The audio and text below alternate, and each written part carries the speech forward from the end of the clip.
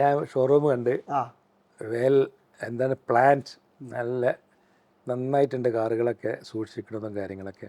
അപ്പം എൻ്റെ വാപ്പ ചെറുപ്പത്തിൽ എനിക്ക് ഇംഗ്ലീഷ് പത്രം ക്രോണിക്കിൾ എന്ന് പറഞ്ഞ പത്രം വീട്ടിലിടും. ഞാൻ കോഴിക്കോട് എയർപോർട്ട് ഞങ്ങൾ ഇൻ്റർനാഷണൽ ആക്കാൻ ഞാനും അമിതാഭ് കാന്ത് അന്നത്തെ ക്യാരക്ടർ നടക്കുമ്പോഴാണ് എനിക്ക് ഞാൻ എല്ലാവരും പറയുന്നുണ്ട്, നിങ്ങളൊരു പൈസ വിദ്യാഭ്യാസത്തിൽ മുടക്കിയാൽ അത് നിങ്ങൾക്ക് 100%. അതായത് ഫ്ലൈറ്റ് വാങ്ങിയോ? കോഴിക്കോട് ഒരു ഹെലികോപ്റ്റർ ഉണ്ട്, പല ആൾക്കാർക്കും പല സ്ഥലത്തേക്ക് എത്താം.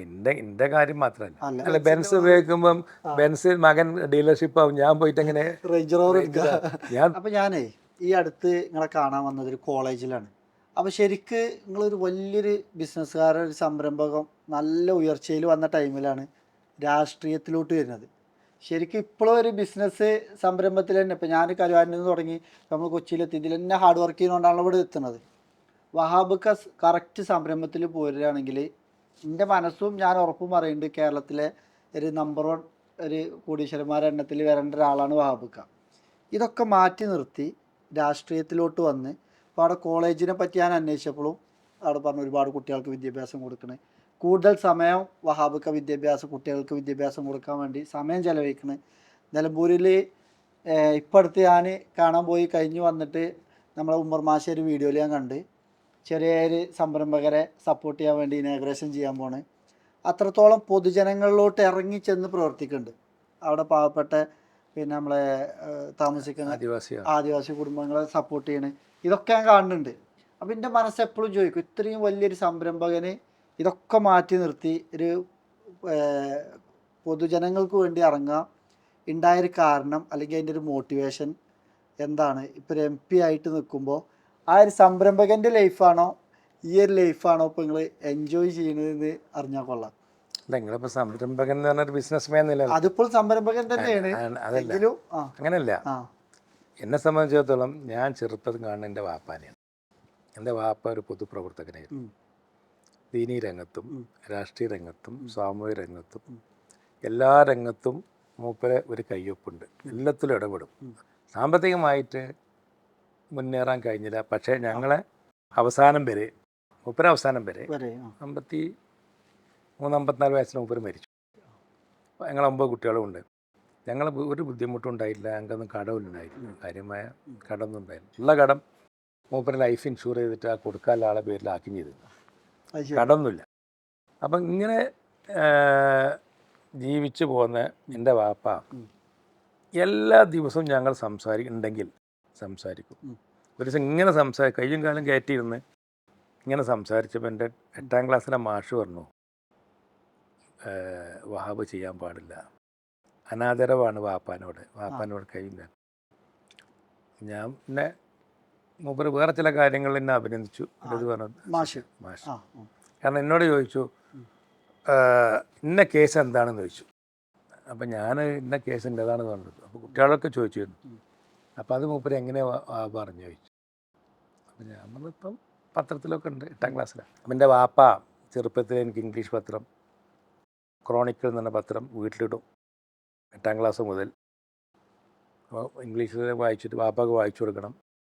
അപ്പോൾ പത്രം വായിക്കും, ചന്ദ്രിക, നമ്മളെ ചന്ദ്രിക വീക്ക്ലി, പിന്നെ നേതാക്കന്മാരെ നബിമാരെ ചരിത്രം, ഇതൊക്കെ വാപ്പ കൊണ്ടുവരുന്നു.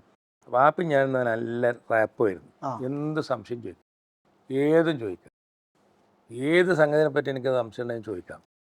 വാപ്പാക്ക് പറഞ്ഞ വാപ്പ പറഞ്ഞാൽ അല്ലെങ്കിൽ ഇന്ന ആൾ എക്സ്പേർട്ട് ഉണ്ടാവുമല്ലോ, അവരോട് പറയും. പിന്നെ എൻ്റെ വാപ്പിനോട് പറഞ്ഞു മനസ്സിലാവുള്ളൂ. ഒരു ഗ്രീൻ ഡോക്ടർ പറഞ്ഞ ഒരാളുടെ ഞങ്ങളെ ഇടവണ്ണ വാപ്പാൻ്റെ ലൈക്കാണ്. മൂപ്പർക്ക് എല്ലാ സംഗതിയും അറിയുന്ന ഒരാളാണ്. ഡോക്ടറും കിരിയമാണെങ്കിലും MBBS അല്ലെങ്കിലും മൂപ്പർ അതിൻ്റെ മുകളിൽ അറിയും. അപ്പോൾ ചെറുപ്പം മുതലേ നമ്മളിത് കണ്ടാൽ വളരുന്നത് വാപ്പാൻ്റെ ജീവിതം കാര്യങ്ങളൊക്കെ. അപ്പം പൈസ എന്നുള്ളത് അത്യാവശ്യമാണ്. നമുക്ക് അത്യാവശ്യം പൈസയൊക്കെ ആയിക്കഴിഞ്ഞാൽ പിന്നെ വെറും പൈസ ആകുന്നതിന് പകരം നമുക്ക് മറ്റ് പല മേഖലകളിലും. അപ്പോൾ എന്താ രാഷ്ട്രീയം എന്ന് ചോദിച്ചു. ഞാൻ ചെറുപ്പത്തിലെ ലീഗുകാരനാണ്, എൻ്റെ വാപ്പ ലീഗുകാരനായതുകൊണ്ട്. ഞാൻ മുസ്ലിമാണ്, വാപ്പ മുസ്ലിമായിരുന്നു. വാപ്പ ഇന്ന ഇതിലാണ് ഗ്രൂപ്പാണ്, ആ ഗ്രൂപ്പിൽ അങ്ങനെയുള്ള നമ്മൾ വളരുകയാണ്. അപ്പോൾ ആ ചുറ്റുപാടിൽ സാമൂഹ്യ, ഞാൻ ചെറുപ്പത്തിലെ MSF ആണ് കോളേജിൽ, പിന്നെ യൂത്ത് ലീഗിൻ്റെ പ്രവർത്തനത്തിലാണ്. ഉം, ഉം. പിന്നെ എനിക്ക് പോകേണ്ടി വന്നു, ചുറ്റുപാടൊന്നും വിട്ടിക്കേണ്ടി വന്നു. എന്നാൽ നമ്മളവിടെ ബന്ധങ്ങളുണ്ടായിരുന്നു അവിടുത്തെ ആൾക്കാരുമായി. പിന്നെ ഈ സാധാരണക്കാരിൽ നമുക്ക് എത്ര പൈസ കൊടുത്ത് ഒരാൾക്ക് പൈസ കൊടുത്തിട്ട് നമ്മൾ ശരിയാവില്ല. നമ്മൾ കുറേ പൈസ കൊടുത്തുകൊണ്ട് നമ്മൾ വെക്കാത്താണ് പൈസ കൊടുത്തിട്ട് കാര്യമൊന്നുമില്ല. അപ്പോൾ രാഷ്ട്രീയത്തിലോ മറ്റുള്ള രംഗത്തോ ഇറങ്ങിയാൽ നമുക്ക് വ്യക്തിപരമായി ചെയ്യുന്നതിനേക്കാളും കൂടുതൽ നമുക്ക് സമൂഹത്തിന് ചെയ്യാൻ പറ്റും. അത് അതിൻ്റെ എണ്ണങ്ങൾ വലുതായിരിക്കും. അപ്പോൾ അതുകൊണ്ട് അധികാരത്തിൽ വരിക എന്നുള്ളത് മറ്റുള്ളവർക്ക് സൗകര്യം ചെയ്തു കൊടുക്കാനൊരു ഒരു ടൂളാണ്. അപ്പോൾ MP എന്നൊക്കെ പറഞ്ഞാൽ അന്നത്തെ സമയത്ത് ഞാൻ കോഴിക്കോട് എയർപോർട്ട് ഞങ്ങൾ ഇൻ്റർനാഷണൽ ആക്കാൻ ഞാനും അമിതാഭ് കാന്തും അന്നത്തെ ക്യാരക്ടർ നടക്കുമ്പോഴാണ് എനിക്ക് പൊളിറ്റിക്കൽ പവർ എന്താണെന്ന് മനസ്സിലായോ.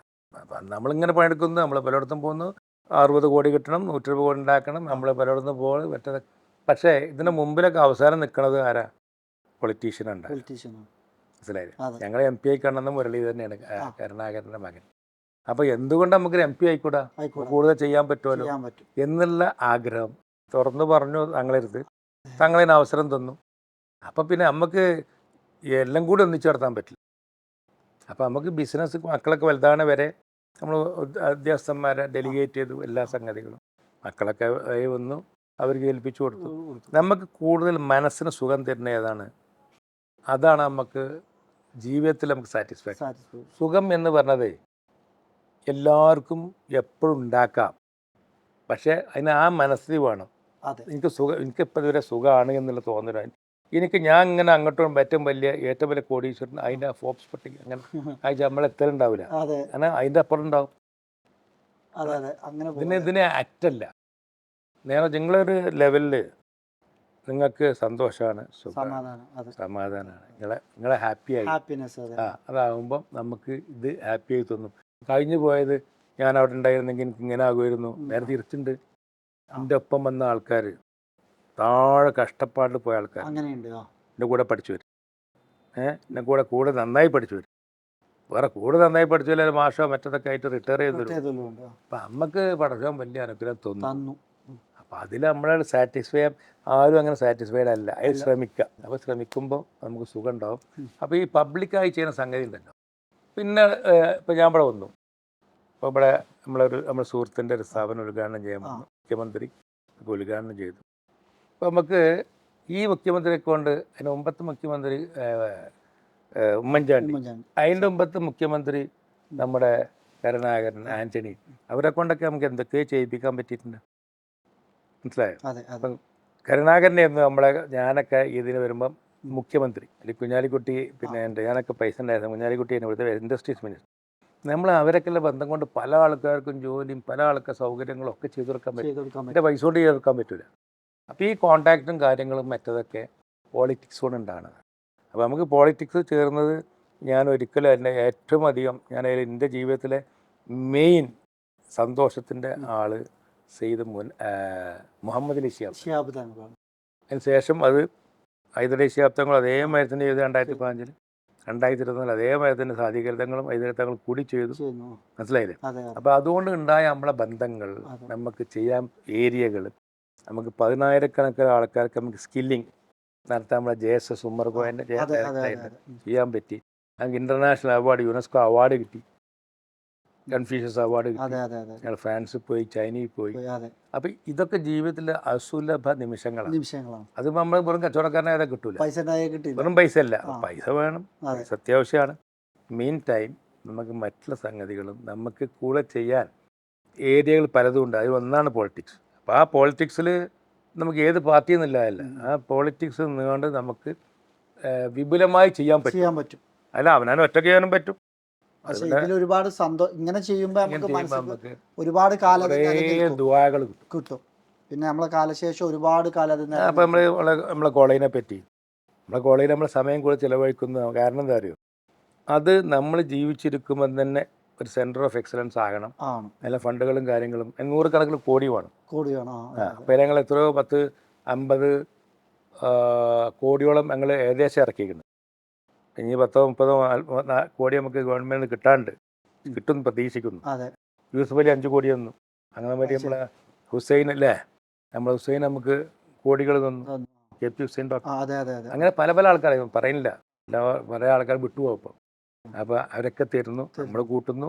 നമ്മൾ സക്കാത്തോ സദഖയോ നമ്മളെ CSR നമ്മളെ എക്സ്ട്രാ ഫണ്ടോ ഒക്കെ നോക്കിയിട്ട് ചെവി കേൾക്കാത്ത കുട്ടികൾക്ക് അവർക്ക് സ്കൂളിങ്, ബഡ്സ് സ്കൂള്, അതേമാതിരി നമ്മളെ പൈസക്കാരെ കുട്ടികൾക്ക് പിന്നെ എൻ്റെ എലൈറ്റ് സ്കൂള്, പബ്ലിക് സ്കൂള്, അതിൽ നിന്ന് കിട്ടുന്ന പൈസ നമ്മളിന് വലിയ പൈസ മുടക്കി, അപ്പോൾ അതിൽ നിന്ന് കിട്ടുന്ന പൈസ നമുക്ക് ഇതിനെ ചിലവാക്കാൻ. മോഡൽ സ്കൂളുണ്ട് സാധാരണക്കാർക്കുള്ള, ഇതിനത്ര പൈസ കിട്ടൂല, കുറേ ആൾക്കാർക്ക് വിദ്യാഭ്യാസം കൊടുക്കും. ഞാൻ ലോകത്തിൻ്റെ എവിടെ ചെന്നാലും ഒരു കുട്ടി ഉണ്ടാവും, ആ കുട്ടി പറയും ഞാൻ PV8 ആണ്, PV8 ആണ്, ഞാൻ അമലിലാണ്, അമാലിയനാണ്, ഞാൻ യത്തീംഖാനയിൽ പഠിച്ച കുട്ടിയാണ്, ഞാൻ ബഡ്സ് സ്കൂളിൽ പഠിച്ച കുട്ടിയാണ് എന്ന് പറയുമ്പം അത് വലിയ ഈ വിദ്യാഭ്യാസ രംഗം എന്ന് പറഞ്ഞാൽ അതിൻ്റെ റിസൾട്ട് ഭയങ്കര. അപ്പോൾ നമ്മൾ എത്ര പൈസ, ഞാൻ എല്ലാവരും പറയുന്നുണ്ട്, നിങ്ങളൊരു പൈസ വിദ്യാഭ്യാസത്തിൽ മുടക്കിയാൽ അത് നിങ്ങൾക്ക് 100% അതിനപ്പുറം തിരിച്ചു ഇപ്പോൾ കിട്ടിക്കൊടുക്കും. അതിൻ്റെ പുറമെ നേരെ നിങ്ങളൊരു ബിസിനസ്സിൽ മുടക്കിയാൽ ചിലപ്പോൾ പൊളി. നമ്മൾ എത്രയോ ബിസിനസ്സിൽ നമ്മൾ പങ്കെടുത്ത് പൊളിഞ്ഞിട്ടുണ്ട്, ചിലതിൽ നന്നായിട്ടുണ്ട്. അപ്പം അത് ഉറപ്പില്ല. പക്ഷെ വിദ്യാഭ്യാസം തന്നെ ഉറച്ച സംഘം. അതിന് നമ്മൾ സ്കൂൾ ഉണ്ടാക്കിയാലും കോളേജ് ഉണ്ടാക്കിയാലും ബിൽഡിംഗ് ഉണ്ടാക്കിയാലും സ്വന്തം കുട്ടികൾക്ക് ഫീസ് കൊടുത്താലും അത് വലിയ സംഗതി. അപ്പോൾ അതുകൊണ്ട് ഈ രംഗമാണ് ഏറ്റവും വലുത്. എൻ്റെ വാപ്പ എന്നോട് പഠിപ്പിച്ചത് എന്താ, നിങ്ങൾ ടീച്ചറാണെന്ന് എന്നോട്. എനിക്കാകാൻ പറ്റിയില്ല. അപ്പോൾ അതുകൊണ്ട് അതിന് പകരം ചെയ്യണം. എൻ്റെ അമ്മോശാക്ക ഒരു പ്രൊഫസറാണ്. മറ്റേ പ്രൊഫസർ മൗളയും കല്യാണം കഴിച്ചു. അതേമാതിരി എൻ്റെ അമ്മാവൻ ടീച്ചറായിരുന്നു, എൻ്റെ ഉമ്മാൻ്റെ വാപ്പ ടീച്ചറായിരുന്നു. പക്ഷേ എനിക്ക് ടീച്ചറാകാൻ പറ്റിയില്ല. പക്ഷെ കോളേജുകളെ തുടങ്ങി കുറേ അധ്യാപകർക്ക് ജോലി കൊടുത്തു. 10,000-കണക്കിന് കുട്ടികളെ നമ്മൾ കൈകാര്യം ചെയ്തു. നമ്മൾ 1000-കണക്കിന് ആൾക്കാർക്ക് നമ്മൾ സ്കില്ല് കൊടുത്തു. JSS മുമ്പർക്കോയ നാട്ടുകാർ, മുമ്പർക്കോയാണ് അതിൻ്റെ മെയിൻ. നമ്മളതിന് വേണ്ട സപ്പോർട്ട് ചെയ്ത് ഒപ്പം നിന്നു. അപ്പോൾ ഇങ്ങനത്തെ സംഗതിയിൽ നമുക്ക് കുറേ കാര്യങ്ങൾ ചെയ്തു. നമ്മൾ എല്ലാ ആൾക്കാർ പിന്നെ കൂടെ വർക്ക് ചെയ്യുന്ന സെക്രട്ടറിമാരുണ്ട്, നമ്മളെ ഉദവി അടക്കൽ, നമ്മളെ കൂടെ പല മാനേജർമാരുണ്ട്. അവർക്കൊക്കെ എല്ലാവരും എംപവർ ചെയ്തു. നമ്മളെല്ലാം ഞാൻ തന്നെ ചെയ്യണം, ഞാൻ തന്നെ സൈൻ ചെയ്യണം ഒന്നുമില്ല. എൻ്റെ ഓഫീസിൽ ഞാൻ സൈൻ ചെയ്ത് വളരെ ചുരുക്കാം. ഒക്കെ ഓഫീസർമാരെ സൈൻ ഇതുവരെ. അതുകൊണ്ട് മെച്ചം കിട്ടിയത് നമുക്ക് പറ്റിയ സ്റ്റാഫ് നമുക്ക് ടീം റെഡിയായി, ടീമുണ്ട്. അവരിങ്ങനെ വല്ലാതെ വിധത്തിലല്ലെങ്കിലും ഒരു മറ്റേ താഴെയല്ല, ഒരു ലെവൽ ഹെഡിട്ടാണ് ഇങ്ങനെ നന്നായിട്ട്. കുറവായിരിക്കും വരുമാനം, പക്ഷേ സ്റ്റഡിയാണ്, സമാധാനത്തിൽ ഉറങ്ങാം. അതാണ് എൻ്റെ ജീവിതത്തിൽ ഇപ്പം നടന്നുകൊണ്ടിരിക്കുന്നത്. ഒരൊറ്റ ചോദ്യം എന്നിട്ട് പെട്ടെന്ന് അവസാനിപ്പിക്കുക. അതായത് ഫ്ലൈറ്റ് വാങ്ങിയോ? ഞാൻ അന്ന് പിന്നെ വിമാനം വാങ്ങിയോ? അങ്ങനെ ഒരു ചൂടുണ്ടായ ഒരു സമയത്ത് 3 കൊല്ലം വാങ്ങി, വിമാനം വാങ്ങി. ഹെലികോപ്റ്റർ വാങ്ങിയില്ല, വാങ്ങണമെന്ന് ആഗ്രഹമുണ്ട്. പൈസ ഇല്ല ഇപ്പം. അല്ല ഇപ്പൊ ഒന്ന് വാങ്ങി, ഹെലികോപ്റ്റർ വാങ്ങി, നമുക്കൊന്ന് കയറാലോ. അല്ല ഇപ്പം എന്തൊരു ഹെലികോപ്റ്ററിൻ്റെ അത്യാവശ്യം ഉണ്ടെങ്കിൽ എനിക്കല്ല, നമ്മളിവിടെ ഈ ഒരു ഹെലികോപ്റ്റർ സർവീസ് ഇല്ല. മുഖ്യമന്ത്രിക്ക് മാത്രമേ ഇപ്പം ഒന്ന് തിരുവനന്തപുരത്തുള്ളൂ, അത്യാവശ്യം നമുക്ക് ഉപയോഗിക്കാറുള്ളൂ. നമുക്കിവിടെ കോഴിക്കോട് ഒരു വിമാനത്താവളം ഉണ്ട്. കോഴിക്കോട്ടോ വെക്കട കൊച്ചിയിലാണെങ്കിൽ കോഴിക്കോട് ഒരു ഹെലികോപ്റ്റർ ഉണ്ട്. പല ആൾക്കാർക്കും പല സ്ഥലത്തേക്ക് എത്താം. എൻ്റെ കാര്യം മാത്രമല്ല. അപ്പോൾ ഒരു ഹെലികോപ്റ്ററിന് അത്യാവശ്യമുണ്ട്. പക്ഷേ ഹെലികോപ്റ്ററിന് വലിയ വില, നല്ല ഹെലികോപ്റ്റർ, മനസ്സിലായോ? അപ്പോൾ അത് 5-8-10 ആൾക്കാരെ കിട്ടുകയാണെങ്കിൽ 50 കോടി റുപ്യ മുടക്കിയിട്ട് വാങ്ങണം എന്ന് ആഗ്രഹമുണ്ട്. പക്ഷെ ഞാൻ വിചാരിച്ച ഹെലികോപ്റ്റർ നമ്മളെ സുഹൃത്തിൻ്റെ ഉണ്ട്, പക്ഷെ അയാൾ കൊടുക്കാൻ പറഞ്ഞിട്ട് ഇപ്പം കൊടുക്കണില്ല. നല്ല ഹെലികോപ്റ്റർ ആണല്ലോ, ആഗ്രഹമുണ്ട്. ഹെലികോപ്റ്റർ കൊടുക്കാണ്ടോ നമുക്ക് ഒരു ഹെലികോപ്റ്റർ കച്ചവടം ചെയ്യാൻ പറ്റും. ഹെലികോപ്റ്റർ ആകാൻ ആഗ്രഹമുണ്ട്. 5-10 ആൾക്കാരെ കൂട്ടിയിട്ട്, ഞാൻ ഒറ്റക്കല്ല. എനിക്കങ്ങനെ ഒറ്റയ്ക്ക് ഹെലികോപ്റ്റർ വെക്കേണ്ട കാര്യമില്ല. വീട്ടിൽ ഹെലികോപ്റ്റർ ചെല്ലത്തിനും പോകണ്ട, അത്ര തിരക്കില്ല. നമുക്ക് പല ആൾക്കാർക്കും ഉണ്ട്, നമുക്ക് ചിലർക്ക് എത്തിക്കാൻ നമുക്ക് തോന്നും. ഞാൻ എന്തിനാ മുയൽക്കിടെ എനിക്ക് തരില്ല. ഒരു ഹെലികോപ്റ്റർ സർവീസ് കോഴിക്കോട് ഉണ്ടായിരുന്നെങ്കിൽ ഇപ്പം ഒരാൾക്ക് ഹെലികോപ്റ്റർ വേണമെന്നുണ്ടെങ്കിൽ ബാംഗ്ലൂരിൽ നിന്ന് ഇങ്ങോട്ട് അല്ലെങ്കിൽ മദ്രാസിൽ നിന്ന് വന്ന് അങ്ങോട്ട് തന്നെ മടക്കി അയക്കണം. ആ വരുന്നേയും പോണേയും ചിലവ് ഭയങ്കര. നമ്മൾ പോകാൻ ഉദ്ദേശിച്ചതിനേക്കാളും കൂടുതലാണ്. അപ്പം അത് മാത്രമാണ് നിങ്ങൾ ഹെലികോപ്റ്ററിനെ പറ്റി പറഞ്ഞപ്പോഴല്ല. അല്ല അതല്ല, ഇവിടെ കൊച്ചിയിൽ നിന്ന് വരാൻ ഇപ്പോൾ നമുക്ക് വലിയ പ്രശ്നമൊന്നും ഉണ്ടാവില്ല. വലിയ നമ്മൾ കോഴിക്കോട് നിന്ന് ഇങ്ങോട്ട് ഫ്ലൈറ്റ് ഉണ്ട് ചില സമയത്തോളം. നമുക്ക് അങ്ങനത്തെ അടിയന്തരം എനിക്കുണ്ടായില്ല. പക്ഷെ ചില അത്യാവശ്യത്തിനോ അടിയന്തരത്തിനൊക്കെ പോകണമെങ്കിൽ ഒരു ഹെലികോപ്റ്റർ സൗകര്യത്തിലുണ്ടെങ്കിൽ അതിനാ പോണ പൈസ കൊടുത്താൽ മതി.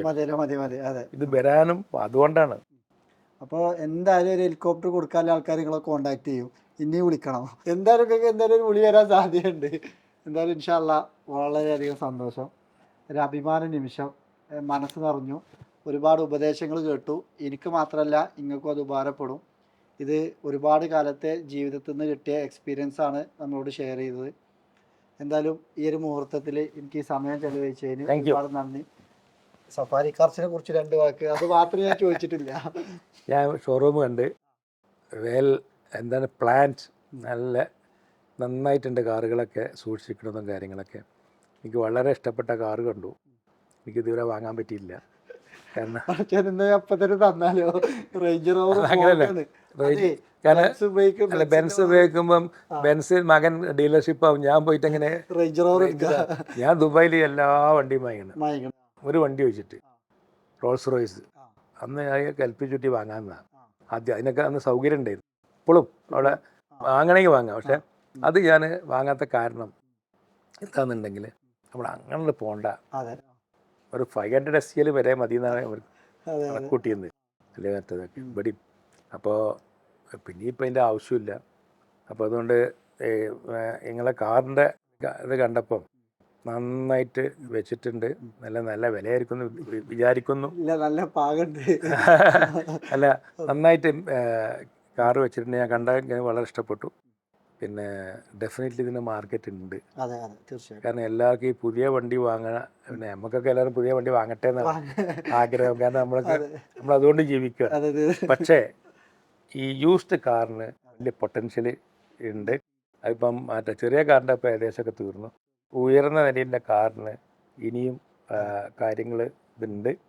അപ്പോൾ നമുക്ക് എത്ര ചീപ്പ് കാറ്, എത്ര വലുത് ചൈനയിൽ നിന്ന് ഇമ്പോർട്ട് ചെയ്താലും മറ്റു വന്നാലും ആ പഴമക്ക് നിങ്ങൾ പറഞ്ഞ ഗ്രാൻഡ്യർ ഇതൊക്കെ ഉള്ളത് മെഴ്സീഡസിനും അതേമാതിരി BMW, ഈ പ്രീമിയം കാഴ്സിന് ഈ പെട്രോൾ എഞ്ചിനും അതിൻ്റെ എഞ്ചിന്മാർ ഇതൊക്കെ ഉണ്ടാവും.